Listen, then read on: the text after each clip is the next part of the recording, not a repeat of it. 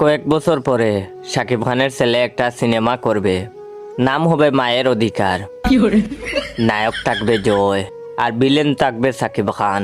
ডায়লগটা এমন হবে, ছেলে এসে বলবে, আজ থেকে 20 বছর আগে তুমি আমার মাকে স্ত্রী হিসেবে গ্রহণ করতে অস্বীকার করেছিলে, আমাকে বাবা ডাক থেকে বঞ্চিত করেছিলে, আমি তোমাকে ক্ষমা করব না খান।